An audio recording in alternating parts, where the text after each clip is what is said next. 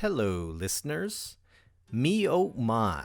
First off, thank you all to you loyal listeners. I seriously am always thinking about how I can make these episodes as intriguing for you as possible. I hope that you have enjoyed the guests that have been on so far and the discussions that have taken place. I come from very humble beginnings, and so even now I live the suburban life. But in the realm of cars and transit, I do have to venture out and be open to hearing how other people think about social issues and how auto companies are developing new products and services. And so wherever you are tuning in to Wisco Weekly, I hope these episodes are making you think more profoundly about our transportation ecosystem or providing you with education so that it empowers you to be at the table to make our entire transportation system more better. I've said this before, but I'm greatly concerned for my parents and other folks who would be like my parents. They are in the sunset years of their life, and I know they still want to do and see so much of this world. And with these new modes of transportation, it is necessary for us to constantly think of new ways to reinvest in our infrastructure. And that is very much a personal issue of mine. And it's what motivates me to continue to deliver these episodes to you. Also, I want to recognize a lot of you, let's say 10 episodes and less listeners.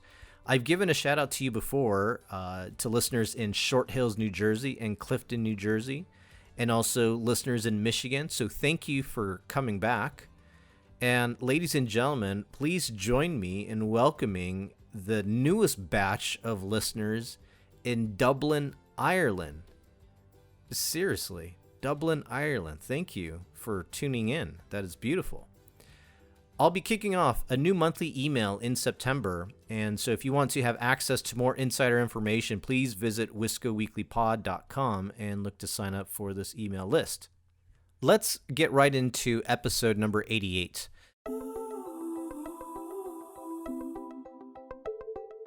Episode 88 was a conversational journey, and while the topics that are discussed might seem heavy at times, I want to stress how much you can learn from today's guest. I reflected deeply after recording this episode because I think this is one of those episodes that you may get more out of it by understanding how an intrapreneur thinks. And what's different between an intrapreneur versus an entrepreneur?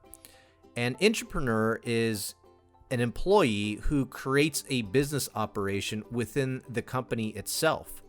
One of the advantages, you can argue, is that an intrapreneur can capture the creativity and the excitement of an entrepreneur, but have more resources and less risk.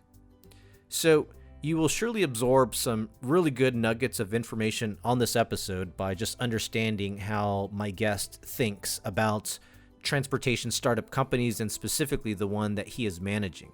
So, let's take the car out of park and let's start the show.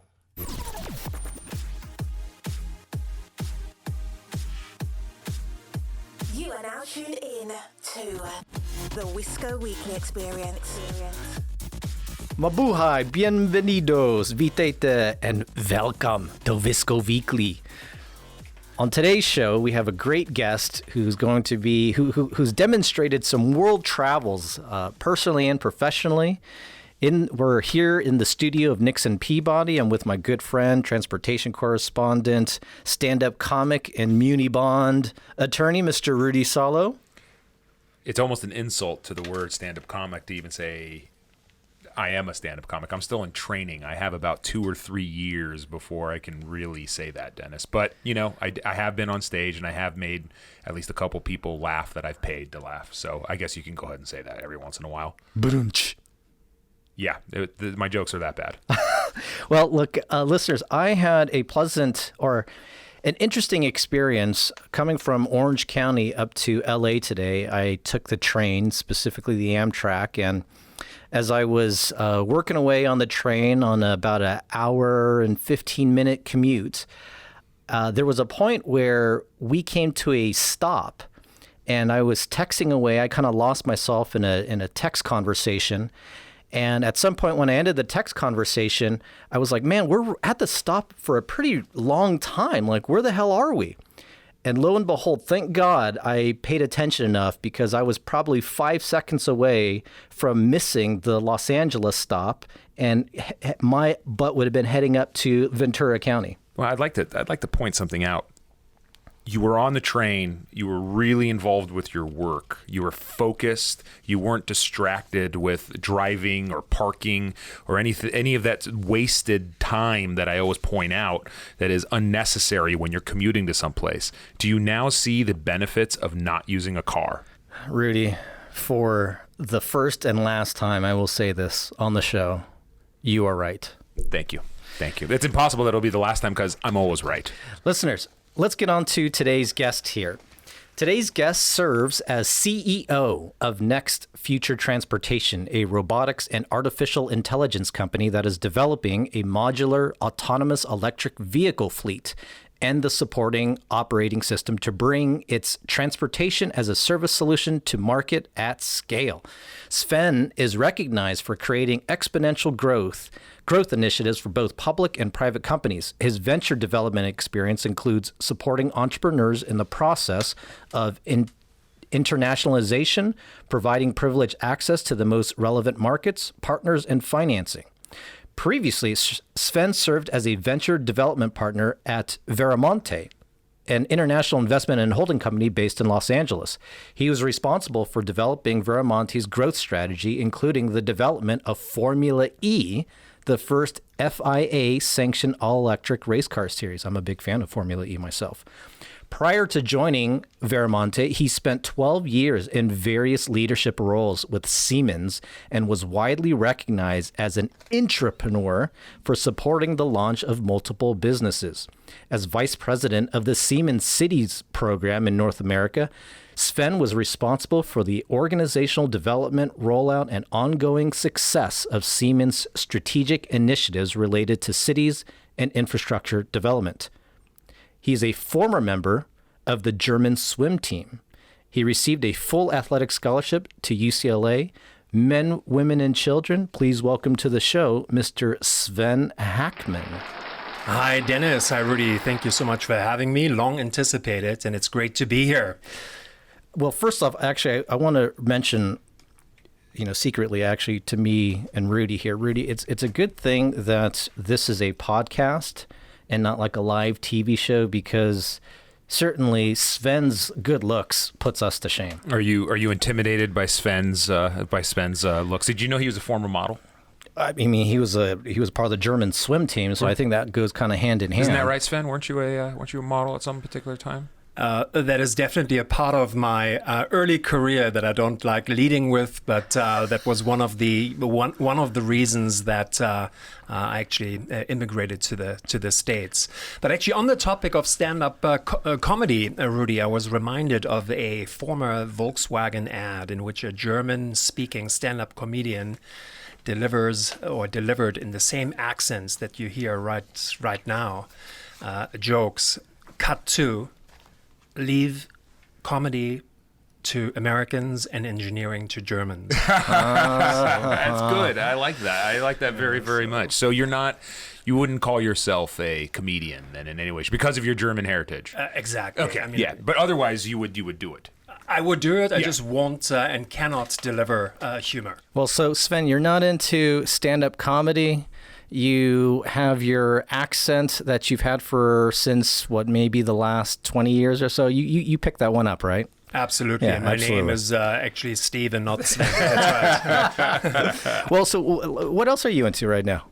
Sure. I mean, the topics relating to AI and automation and really the impact on society is of great interest to me, personally and professionally. Interesting.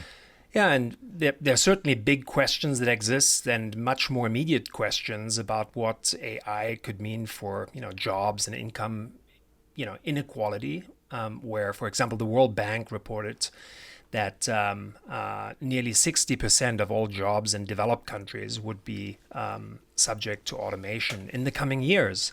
And so the rapid emergence of AI raises policy and ethical concerns that touch on issues ranging from privacy and transparency to fairness and safety. And so, in that context, I'm not suggesting that I oppose AI. The opposite is true. I work on AI solutions. But certainly, recognize that the way in which AI can augment human capabilities to improve society are almost limitless. I am also somewhat obsessed with AI, and partially because I'm a science fiction geek. I do a little bit of writing, and AI has always got some component in any of my stories. I'm not 100% sure yet where I'm going to land on the loss of the jobs. Obviously, many jobs that can be replaced by AI, perhaps they should be, but I think AI can actually open up a lot of jobs. I mean, somebody's going to need to repair that AI. Somebody's going to need to direct that AI. Even when you come to the case of autonomous vehicles, whether that's in trucking, I mean, I'm convinced that perhaps robots can do things better and free us up to, really use human potential. That's my hopeful view of AI. Agreed. And someone recently said that AI can seem dystopian because it's easy to describe existing jobs disappearing than to imagine industries that never existed appearing. And so if you look at when industrialization killed agriculture jobs that employed almost 3/4 of the population, people dreamt up new ways to keep fellow humans working, right? We crisscrossed the country with highways, we took the skies with flying machines and built computers.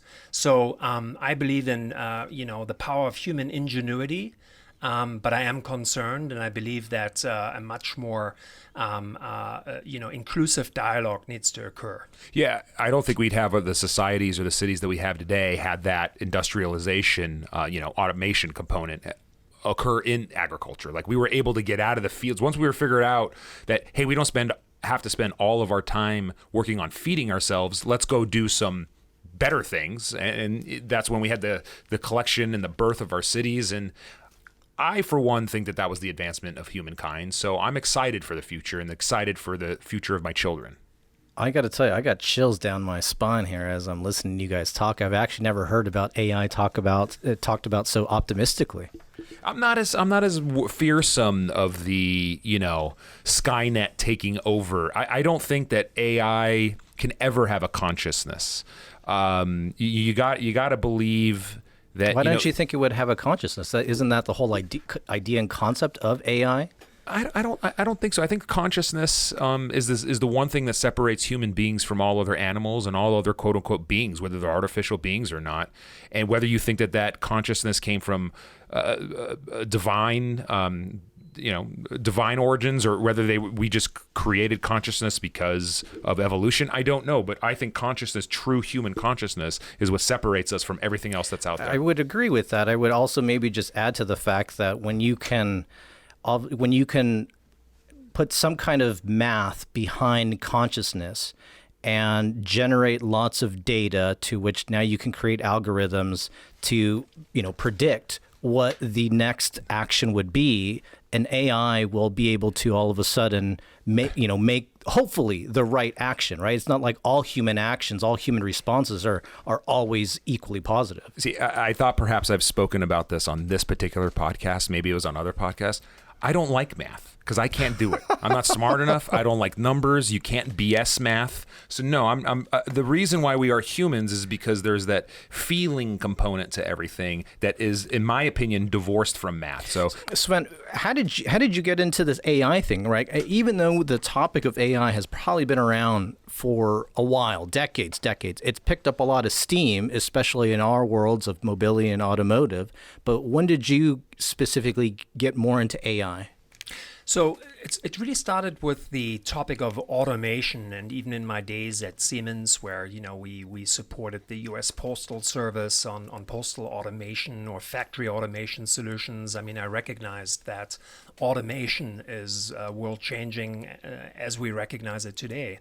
But true AI, that exposure came while starting to work with Next Future Transportation, the company that I serve now, where a significant part of what we do in serving society, by the way, is based in algorithms that help optimize,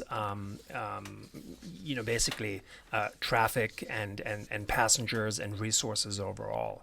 And so with that comes a responsibility to understand what you're working on, and also, gain insight and foresight from critics that you need to take to heart if you're building a responsible company that is positioned to serve, communities longer term. Yeah, if Sven, knowing what I know about Next Future Transportation Inc., and I've known it for a while, and I've been following you guys for a while. I've had the pleasure through here at Nixon Peabody to serve as, outside counsel to the company.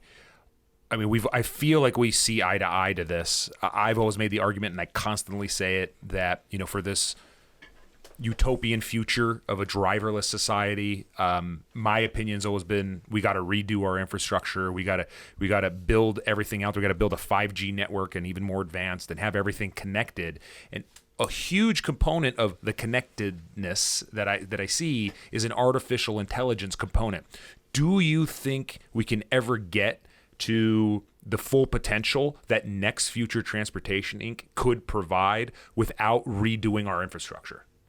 So I think even independent of what Next Future Transportation can provide and proposes to provide, imagining a future that is fully autonomous in transportation, which includes passengers and logistics, really needs to be understood in the context of all participants, meaning it's not a challenge of technology. If you look at a micro, lab, which is, an automated warehouse that has been perfected, or even aviation today, right? I mean, you have participants that all that are all in sync, where the open roads are very difficult to manage, where all participants follow the rules, be it autonomous, semi-autonomously, or a mix of the above. And therein lays the challenge as I see it. Yeah, and I see that as well. I also argue, as a part of this utopia, that you need to divorce the human drivers away from the autonomous drivers, whether that's through dedicated lanes or designated lanes or something. I do think that the human component, especially somebody that's maybe doesn't have the proper infrastructure in the car, that's maybe not connected, would just cause havoc. I feel like that's pretty much what you're saying as well. Well, let me interject something real quick, Rudy, because I think what's interesting, and again, maybe you can help clarify this, right? Because, Rudy, I think in that scenario, it fits absolutely in the city of, let's say, Los Angeles or very developed countries. Whereas with what I understand what Next is doing, you guys are really implementing solutions for these emerging markets. So you actually have the chance to redefine what the transportation culture is like. So then at that point, do you still need to have these autonomous shuttles be in a dedicated lane if you're creating this transportation society from the ground up already with the premise that autonomous vehicles are part of it? So do you follow that, Rudy? It doesn't seem like you follow. I do. I follow it. I guess I just don't subscribe to that. Understood. So I'd like to hear what Sven has to say. So since we last talked, Dennis, we as a company have actually looked at the opportunity in a different way, and we came to the conclusion that it should not be the emerging markets where we launch, because of the attractiveness of getting to market faster, potentially with less regulation.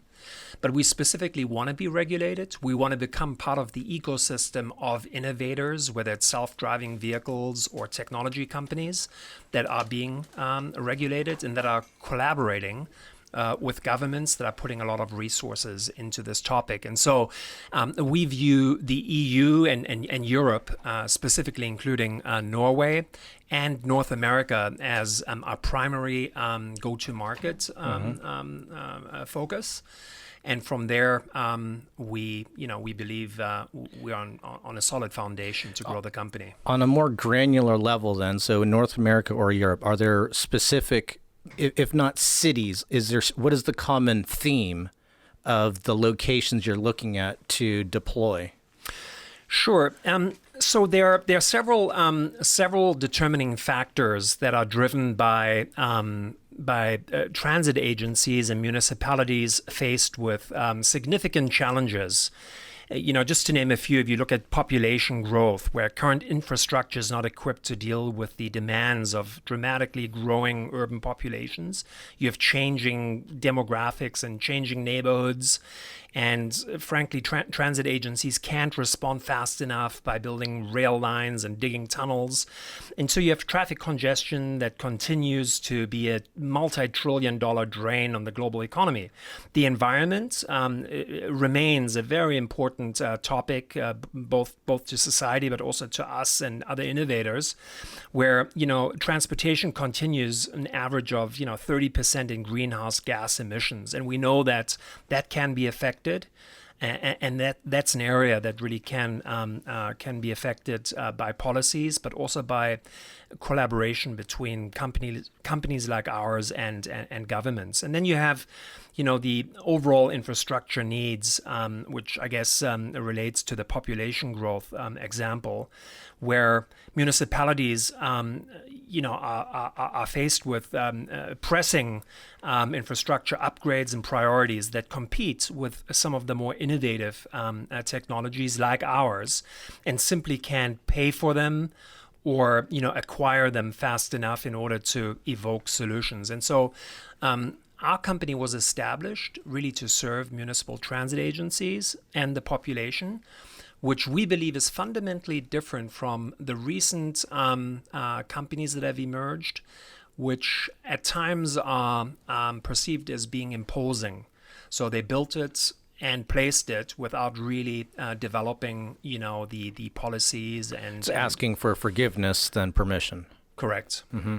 And so specifically, we're looking in our initial deployment and go-to-market for partnerships where we can create commercial prototype fleets in a living lab environment, which has to do with obviously getting street approval, type approval on the vehicle, but also addressing major concerns over safety, satisfying obviously the regulators,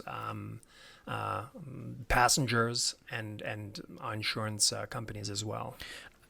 So, even though there's going to be a video of Next Transportation, if I understand it correctly, again, these are modular vehicles that can kind of take its own individual journey to pick up, drop off passengers, and then it would reconnect to the fleet of modular vehicles. And then, the way that I would see this is that instead of, let's say, taking the train up here, I could hail a Next Transportation fleet in my city of Aliso Viejo. It picks me up, it takes me through the city streets, takes me eventually onto the highway, connects me with the rest of the Next fleet, takes me up to LA, and then eventually the pod drops me off here in downtown LA.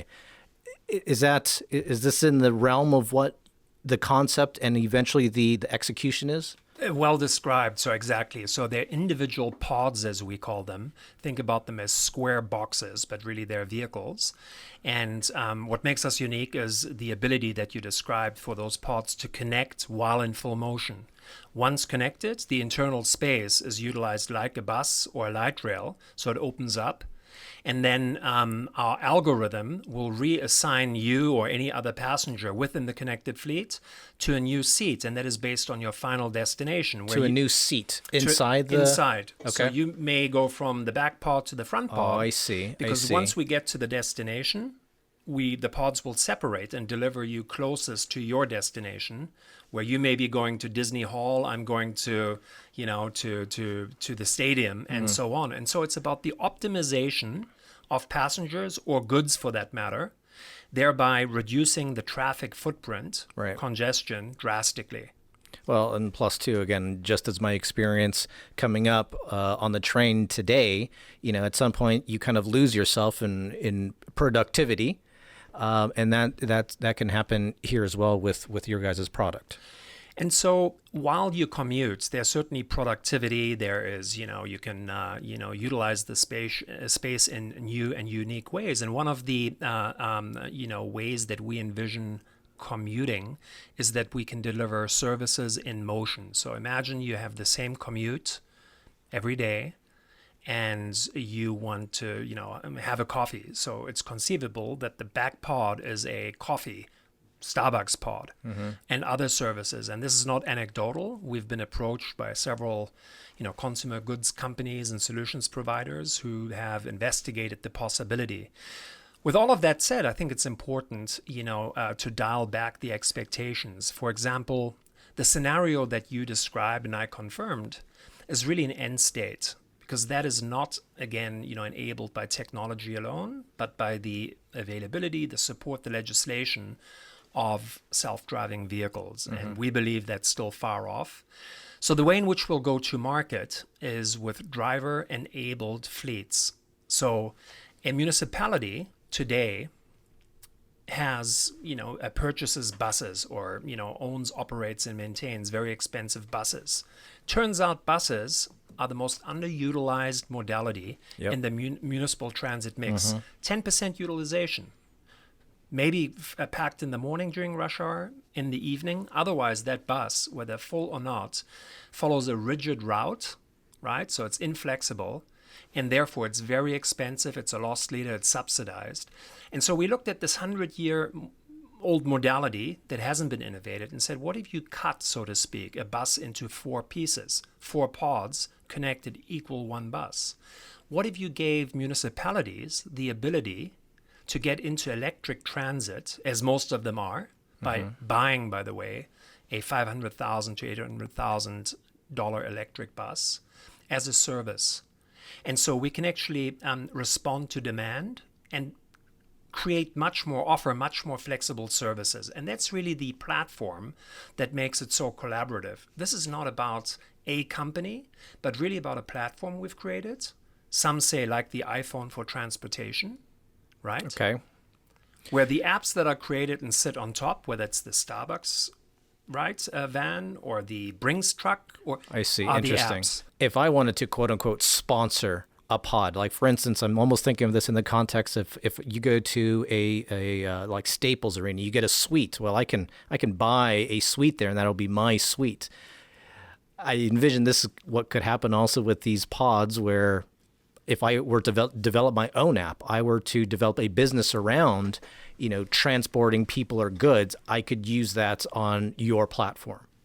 That's correct. And again, it's not anecdotal. There are quite a variety of companies that have approached us with solutions that we sometimes question. There's one of the largest, for example, makeup companies in the world said, do you recognize how many professional women do their makeup while driving to work? Oh, that's interesting. Which equals texting.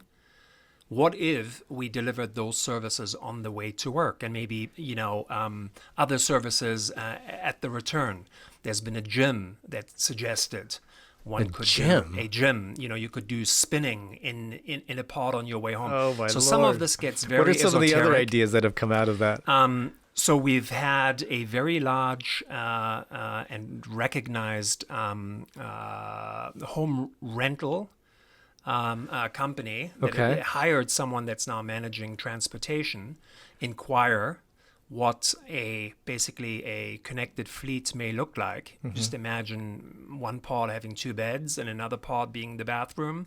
And so again, these are all interesting solutions and future use cases, but that's not our primary focus right now. We're very basic. We're very focused on providing municipal services, and by the way, collaborating with transit operators, with the workforce and communities to really provide what's right and what's needed.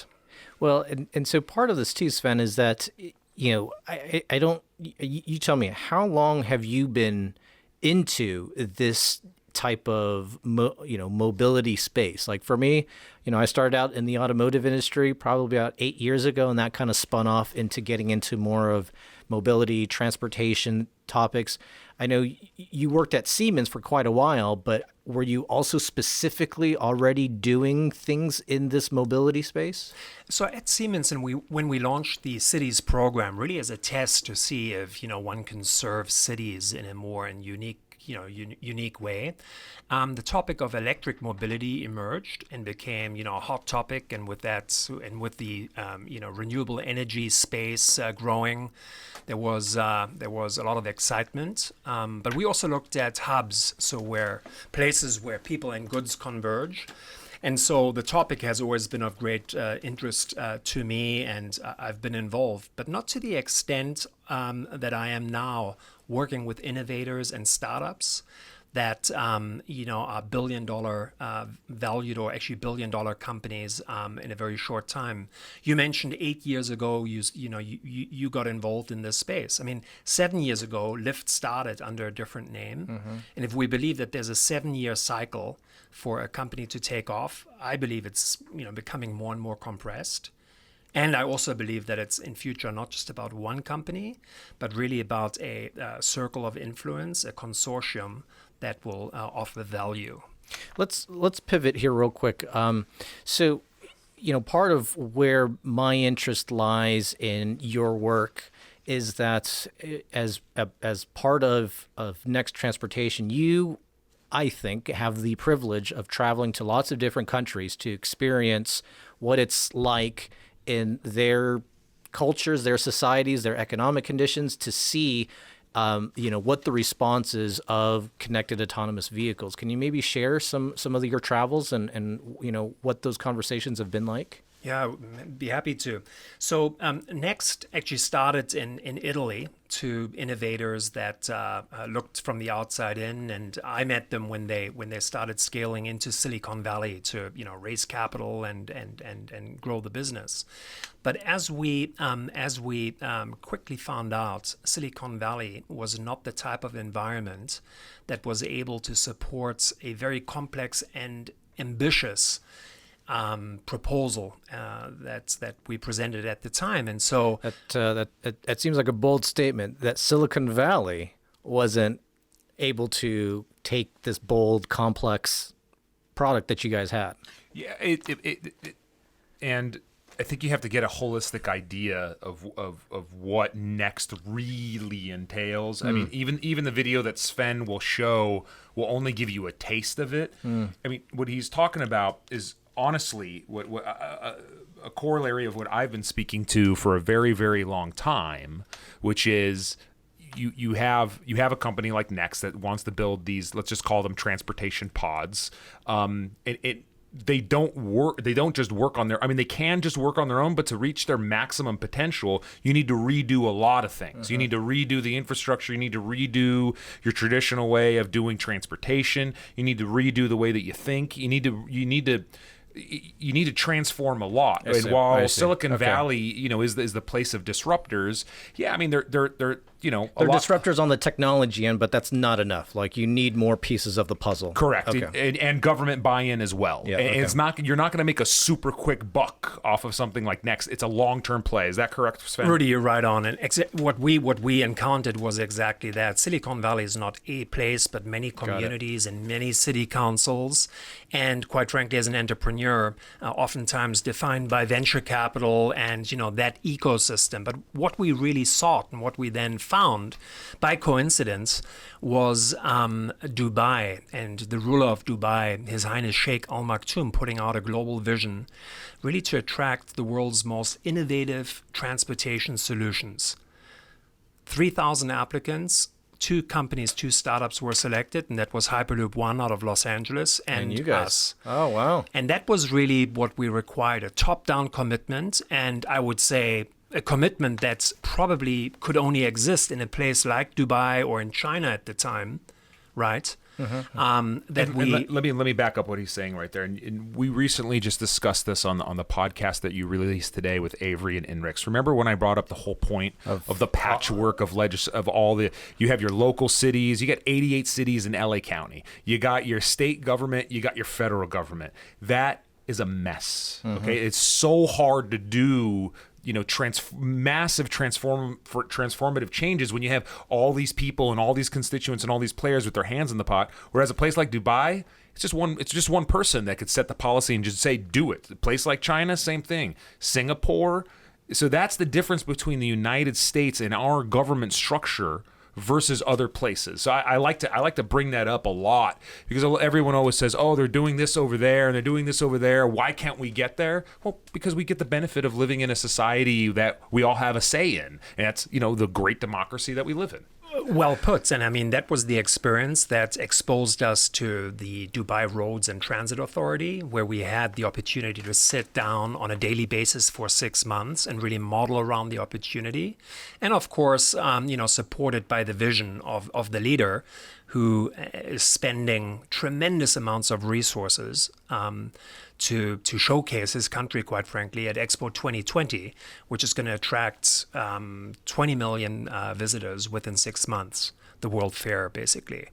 And so that was a tremendous opportunity, and we started growing from there, where within a year we had built a functioning prototype, which we introduced at the World Government Summit a year ago. Mm-hmm.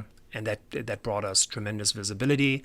And we're now at a point where we could certainly activate a small project in that part of the world. But as I mentioned earlier, equally as important as getting the technology right is to really overcome the difficult part, which is aligning with legislators, right, really being regulated and understood. And that is probably best accomplished in Europe at this point, and in North America, in the US. And so we're looking at a couple of first pilot projects in Northern Europe, and working with regulators and with other partners as well. But would you foresee it would be as maybe not easy, because Dubai did have a contest per se, whereas now you're going the route of asking for permission here, which I imagine would elongate the process of being considered in some of these European cities? Yeah, because the rest, I don't want to say the rest of the world, but the GCC, the Gulf region, actually looks at European and North American regulation very closely and oftentimes follows it. And so for us to make that investment is not just important, but it also offers the confidence to investors that want to understand that there is a real market and that we have type approval and roadworthiness. And from all of that, obviously, all the other considerations flow, whether it's insurers that need to know that, we've gone through the process, leasing companies and financing companies that enable the network. And frankly, many of the other innovators, whether it's self-driving technology providers that we will integrate, which actually brings me to, the topic of how do we build it. So we have patents on the platform, and we've innovated and built a lot. But the idea here is not to, recreate some of the, leading technologies that we can integrate, but really, working with an ecosystem of partners. On the construction or manufacturing of the vehicle, we don't envision building vehicles on our own.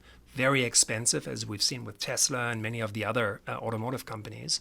We'll outsource that to a contract manufacturer. Mm-hmm. So then it really becomes a subscription model that ultimately, allows many to participate, and we will be one of them.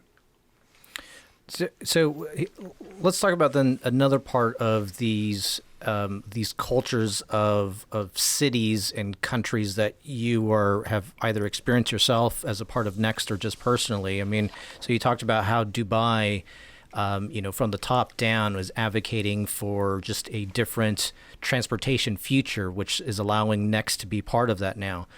Maybe let's speak to the education, because I know that for you came here from Germany on a scholarship to attend UCLA, which I imagine you were swimming at UCLA then too? Correct. Yeah.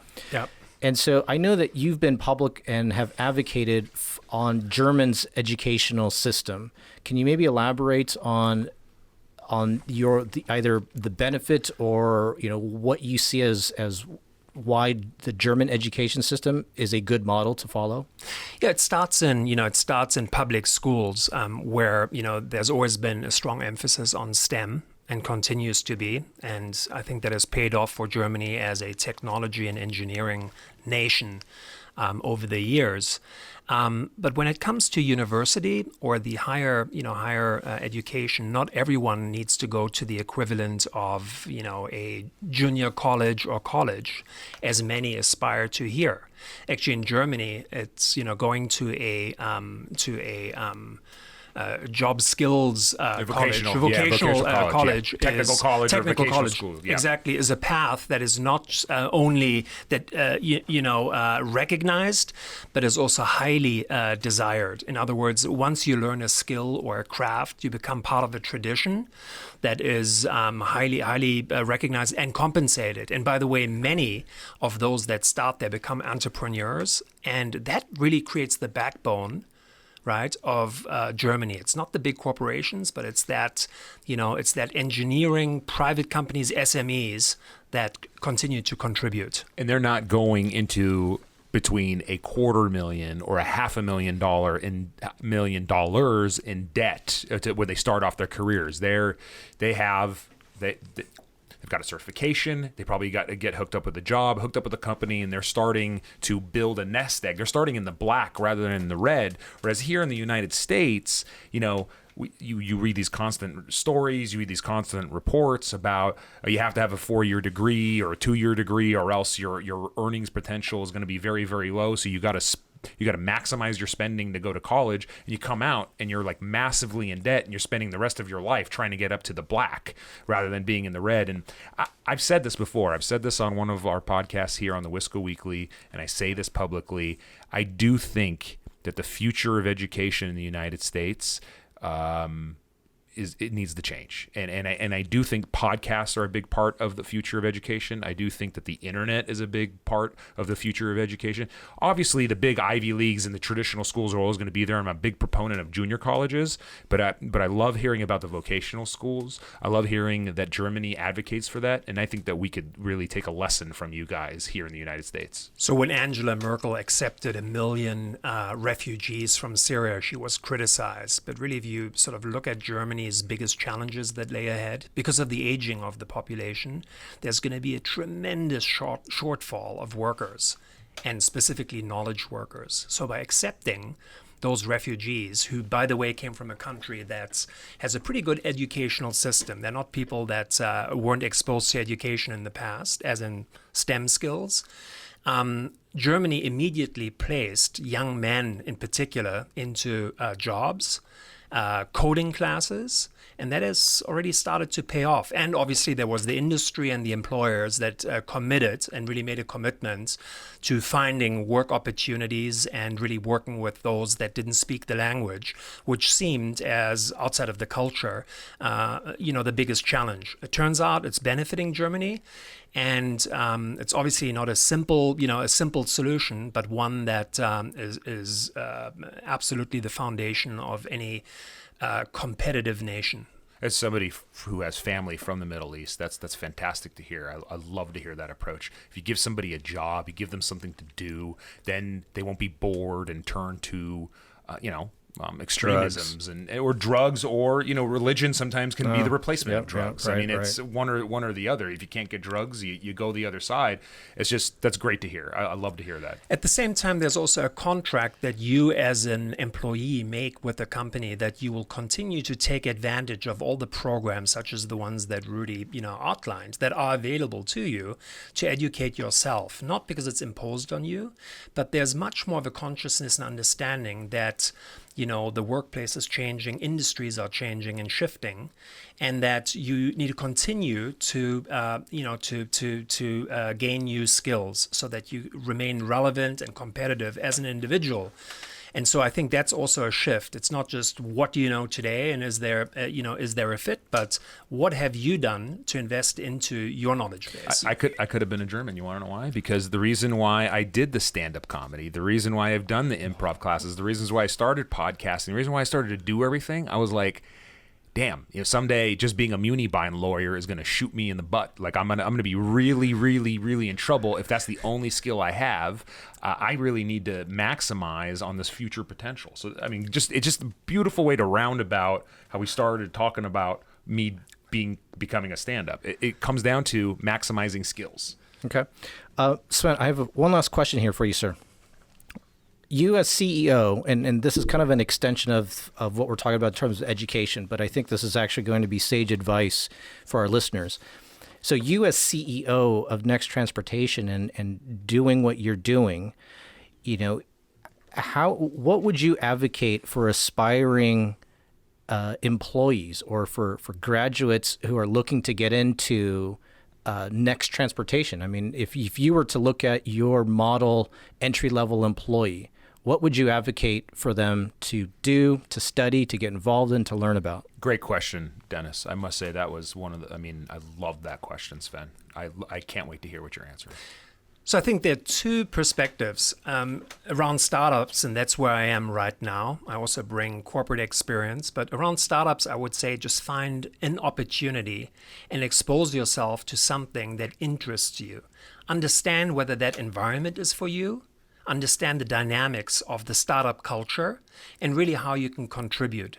Initially, it's not about finding the job and, going on a journey that's going to define your life, but it's becoming part of an ecosystem, part of, this new world, the job, and really learning while on the job. And I think that will teach you just directionally, where you want to go, what kind of functions and experience you want to have as a young professional.